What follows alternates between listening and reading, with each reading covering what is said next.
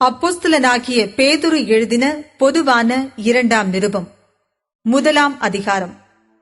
நம்முடைய தேவனும் இரட்சகருமாயிருக்கிற இயேசு கிறிஸ்துவினுடைய நீதியால் எங்களைப் போல அருமையான விசுவாசத்தை பெற்றவர்களுக்கு இயேசு கிறிஸ்துவின் ஊழியக்காரனும் அப்போஸ்தலனுமாகிய சீமோன் பேதுரு எழுதுகிறதாவது: தேவனையும் நம்முடைய கர்த்தராகிய இயேசுவையும் அறிகிற அறிவினால் உங்களுக்கு கிருபையும் சமாதானமும் பெருக கடவது.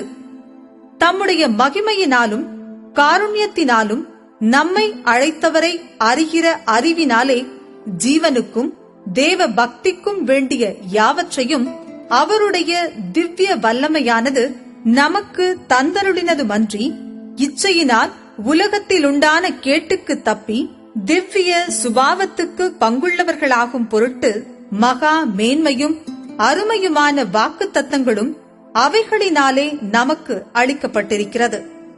இப்படி இருக்க நீங்கள் அதிக ஜாக்கிரதையுள்ளவர்களாய் உங்கள் விசுவாசத்தோடே தைரியத்தையும், தைரியத்தோடே ஞானத்தையும், ஞானத்தோடே இச்சை அடக்கத்தையும், இச்சை அடக்கத்தோடே பொறுமையையும், பொறுமையோடே தேவ பக்தியையும், தேவ பக்தியோடே சகோதர சிநேகத்தையும், சகோதர சிநேகத்தோடே அன்பையும் கூட்டி வழங்குங்கள். இவைகள் உங்களுக்கு உண்டாயிருந்து பெருகினால் உங்களை நம்முடைய கர்த்தராகிய இயேசு கிறிஸ்துவை அறிகிற அறிவிலே வீணரும் கனியற்றவர்களுமாயிருக்க ஒட்டாது. இவைகள் இல்லாதவன் எவனோ அவன் முன் செய்த பாவங்களற தான் சுத்திகரிக்கப்பட்டதை மறந்து கண் சொருகி போன குருடனாயிருக்கிறான். ஆகையால் சகோதரரே, உங்கள் அழைப்பையும் தெரிந்து கொள்ளுதலையும் உறுதியாக்கும்படி ஜாக்கிரதையாயிருங்கள். இவைகளைச் செய்தால் நீங்கள் ஒரு காலும் இடறி விடுவதில்லை. இவ்விதமாய் நம்முடைய கர்த்தரும் இரட்சகருமாகிய இயேசு கிறிஸ்துவினுடைய நித்திய ராஜ்யத்துக்குட்படும் பிரவேசம் உங்களுக்கு பரிபூரணமாய் அளிக்கப்படும். இது நிமித்தம் இவைகளை நீங்கள் அறிந்தும், நீங்கள் இப்பொழுது அறிந்திருக்கிற சத்தியத்தில் உறுதிப்பட்டிருந்தும் உங்களுக்கு இவைகளை எப்பொழுதும் நினைப்பூட்ட நான் அசதியாகிறேன். நம்முடைய கர்த்தராகிய இயேசு கிறிஸ்து எனக்கு அறிவித்தபடி நான் என் கூடாரத்தை விட்டு போவது சீக்கிரத்தில் நேரிடும் என்று அறிந்து இந்த கூடாரத்தில் நான் இருக்கும் அளவும் உங்களை நினைப்பூட்டி எழுப்பி விடுவது நியாயம் என்று எண்ணுகிறேன். மேலும் நான் சென்று போன பின்பு இவைகளை நீங்கள் எப்பொழுதும் நினைத்துக் கொள்ள ஏது உண்டாயிருக்கும்படி பிரயத்தனம் பண்ணுவேன். நாங்கள் தந்திரமான கட்டுக்கதைகளை பின்பற்றினவர்களாக அல்ல, அவருடைய மகத்துவத்தை கண்ணார கண்டவர்களாகவே நம்முடைய கர்த்தராகிய இயேசு கிறிஸ்துவின் வல்லமையையும் வருகையையும் உங்களுக்கு அறிவித்தோம். இவர் என்னுடைய நேசகுமாரன், இவரிடத்தில் பிரியமாயிருக்கிறேன் என்று சொல்லுகிற சத்தம் உன்னதமான மகிமையிலிருந்து அவருக்கு உண்டாகி, பிதாவாகிய தேவனால் அவர் கனத்தையும் மகிமையையும் பெற்றபோது அவரோடே கூட நாங்கள் பரிசுத்த பர்வதத்தில் இருக்கையில் வானத்திலிருந்து பிறந்த அந்த சத்தத்தை கேட்டோம். அதிக உறுதியான தீர்க்க தரிசன வசனமும் நமக்கு உண்டு.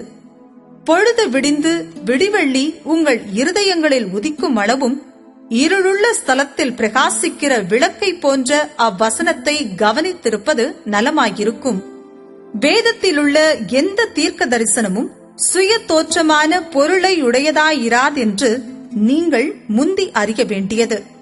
தீர்க்க தரிசனமானது ஒரு காலத்திலும் மனுஷருடைய சித்தத்தினாலே உண்டாகவில்லை. தேவனுடைய பரிசுத்த மனுஷர்கள் பரிசுத்த ஆவியினாலே ஏவப்பட்டு பேசினார்கள். 2ஆம் அதிகாரம். கள்ள தீர்க்கதரிசிகளும் ஜனங்களுக்குள்ளே இருந்தார்கள். அப்படியே உங்களுக்குள்ளும் கள்ள போதகர்கள் இருப்பார்கள். அவர்கள் கேட்டுக்கேதுவான வேத புரட்டுகளை தந்திரமாய் நுழைய பண்ணி தங்களை கிரயத்துக்கு கொண்ட ஆண்டவரை மறுதலித்து தங்களுக்கு தீவிரமான அழிவை வருவித்துக் கொள்ளுவார்கள். அவர்களுடைய கெட்ட நடக்கைகளை அநேகர் பின்பற்றுவார்கள். அவர்கள் நிமித்தம் சத்திய மார்க்கம் தூஷிக்கப்படும். பொருளாசை உடையவர்களாய் தந்திரமான வார்த்தைகளால் உங்களை தங்களுக்கு ஆதாயமாக வசப்படுத்திக் கொள்ளுவார்கள்.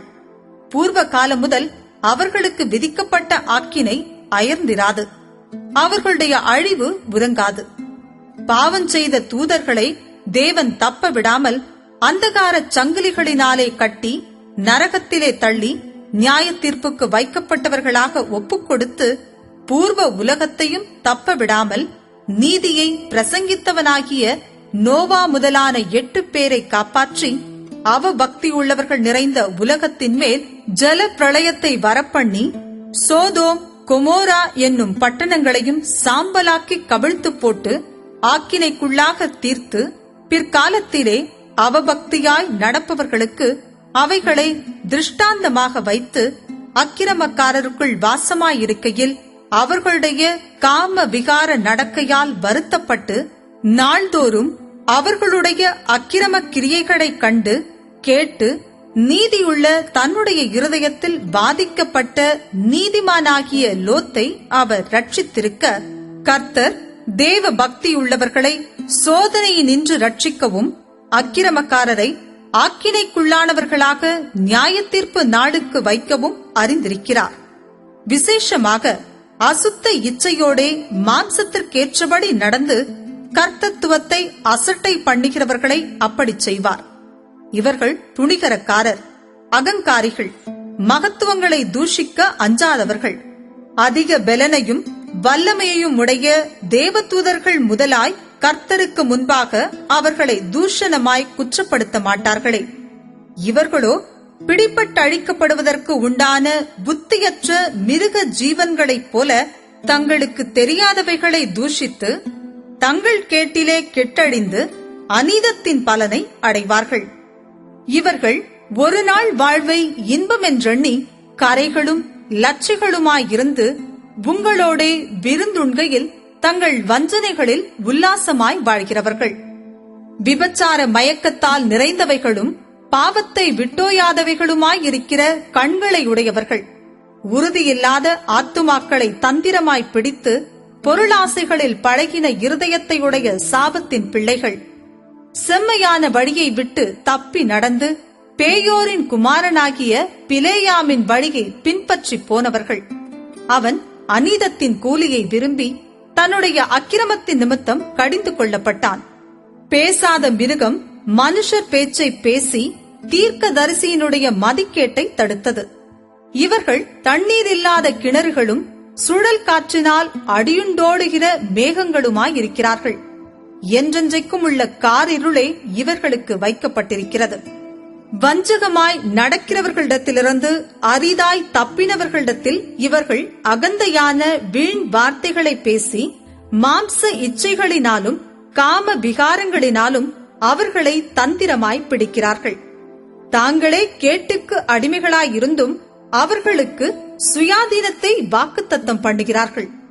எதினால் ஒருவன் ஜெயிக்கப்பட்டிருக்கிறானோ அதற்கு அவன் அடிமைப்பட்டிருக்கிறானே. கர்த்தரும் இரட்சகருமாயிருக்கிற இயேசு கிறிஸ்துவை அறிகிற அறிவினாலே உலகத்தின் அசுத்தங்களுக்கு தப்பினவர்கள் மறுபடியும் அவைகளில் சிக்கிக்கொண்டு ஜெயிக்கப்பட்டால் அவர்களுடைய பின்னிலைமை முன்னிலைமையிலும் கேடுள்ளதாயிருக்கும். அவர்கள் நீதியின் மார்க்கத்தை அறிந்த பின்பு தங்களுக்கு ஒப்புவிக்கப்பட்ட பரிசுத்த கற்பனையை விட்டு விலகுவதை பார்க்கிலும் அதை அறியாதிருந்தார்களானால் அவர்களுக்கு நலமாயிருக்கும். நாய் தான் கக்கினதை தின்னவும் கழுவப்பட்ட பன்றி சேற்றிலே புரளவும் திரும்பினது என்று சொல்லப்பட்ட மெய்யான பழமொழியின்படியே அவர்களுக்கு சம்பவித்தது. 3ஆம் அதிகாரம். பிரியமானவர்களே, இந்த 2ஆம் நிருபத்தை இப்பொழுது உங்களுக்கு எழுதுகிறேன். பரிசுத்த தீர்க்கதரிசிகளால் முன் சொல்லப்பட்ட வார்த்தைகளையும் இரட்சகராயிருக்கிற கர்த்தருடைய அப்போஸ்தலராகிய எங்களுடைய கட்டளைகளையும் நீங்கள் நினைவு கூறும்படி இந்த நிருபங்களினால் உங்கள் உண்மையான மனதை நினைப்பூட்டி எழுப்புகிறேன். முதலாவது, நீங்கள் அறிய வேண்டியது என்னவெனில், கடைசி நாட்களில் பரியாசக்காரர் வந்து தங்கள் சுய இச்சைகளின்படியே நடந்து அவர் வருவார் என்று சொல்லுகிற வாக்குத்தத்தம் எங்கே? பிதாக்கள் நித்திரை அடைந்த பின்பு சகலமும் சிருஷ்டிப்பின் தோற்றம் முதல் இருந்த விதமாயிருக்கிறதே என்று சொல்லுவார்கள். பூர்வ காலத்தில் தேவனுடைய வார்த்தையினாலே வானங்களும் ஜலத்தினின்று தோன்றி ஜலத்தினாலே நிலை கொண்டிருக்கிற பூமியும் உண்டாயினவென்பதையும் அப்பொழுது இருந்த உலகம் ஜல பிரளயத்தினாலே அழிந்ததென்பதையும் மனதார அறியாமலிருக்கிறார்கள். இப்பொழுது இருக்கிற வானங்களும் பூமியும் அந்த வார்த்தையினாலேயே அக்கினிக்கு இரையாக வைக்கப்பட்டு தேவ பக்தி இல்லாதவர்கள் நியாயம் தீர்க்கப்பட்டு அழிந்து போகும் நாள் வரைக்கும் காக்கப்பட்டிருக்கிறது. பிரியமானவர்களே, கர்த்தருக்கு ஒரு நாள் 1000 வருஷம் போலவும் 1000 வருஷம் ஒரு நாள் போலவும் இருக்கிறதென்கிற இந்த ஒரு காரியத்தை நீங்கள் அறியாதிருக்க வேண்டாம். தாமதிக்கிறார் என்று சிலர் எண்ணுகிறபடி கர்த்தர் தமது வாக்குத்தத்தத்தை குறித்து தாமதமாயிராமல், ஒருவரும் கெட்டுப் போகாமல் எல்லாரும் மனம் திரும்ப வேண்டும் என்று விரும்பி நம்மேல் நீடிய பொறுமையுள்ளவராயிருக்கிறார். கர்த்தருடைய நாள் இரவிலே திருடன் வருகிற விதமாய் வரும். அப்பொழுது வானங்கள் மடமட என்று அகன்று போம், பூதங்கள் வெந்து உருகிப்போம், பூமியும் அதிலுள்ள கிரியைகளும் எரிந்து அழிந்து போம். இப்படி இவைகளெல்லாம் அழிந்து போகிறதாயிருக்கிறபடியால் நீங்கள் எப்படிப்பட்ட பரிசுத்த நடக்கையும் தேவ பக்தியும் உள்ளவர்களாயிருக்க வேண்டும். தேவனுடைய நாள் சீக்கிரமாய் வரும்படிக்கு மிகுந்த ஆவலோடே காத்திருங்கள். அந்த நாளில் வானங்கள் வெந்து அழிந்து பூதங்கள் எரிந்து உருகிப்போம். அவருடைய வாக்குத்தத்தத்தின்படியே நீதி வாசமாயிருக்கும் புதிய வானங்களும் புதிய பூமியும் உண்டாகும் என்று காத்திருக்கிறோம். ஆகையால் பிரியமானவர்களே, இவைகள் வர காத்திருக்கிற நீங்கள் கரையற்றவர்களும் பிழையில்லாதவர்களுமாய் சமாதானத்தோடே அவர் சன்னதியில் காணப்படும்படி ஜாக்கிரதையாயிருங்கள். மேலும் நம்முடைய கர்த்தரின் நீடிய பொறுமையை இரட்சிப்பென்று எண்ணுங்கள். நமக்கு பிரியமான சகோதரனாகிய பவுலும் தனக்கு அருளப்பட்ட ஞானத்தினாலே இப்படியே உங்களுக்கு எழுதியிருக்கிறான். எல்லா நிருபங்களிலும் இவைகளை குறித்து பேசியிருக்கிறான். அவன் சொன்னவைகளில் சில காரியங்கள் அறிகிறதற்கு அரிதாயிருக்கிறது. கல்லாதவர்களும் உறுதி இல்லாதவர்களும் மற்ற வேத வாக்கியங்களை புரட்டுகிறது போல தங்களுக்கு கேடுவரத்தக்கதாக இவைகளையும் புரட்டுகிறார்கள். ஆதலால் பிரியமானவர்களே, இவைகளை முன்னமே நீங்கள் அறிந்திருக்கிறபடியால் அக்கிரமக்காரருடைய வஞ்சகத்திலே நீங்கள் இழுப்புண்டு உங்கள் உறுதியிலிருந்து விலகி விழுந்து போகாதபடிக்கு எச்சரிக்கையாயிருந்து நம்முடைய கர்த்தரும் இரட்சகருமாகிய இயேசு கிறிஸ்துவின் கிருபையிலும் அவரை அறிகிற அறிவிலும் வளருங்கள். அவருக்கு இப்பொழுதும் என்றென்றைக்கும் மகிமை உண்டாவதாக. ஆமென்.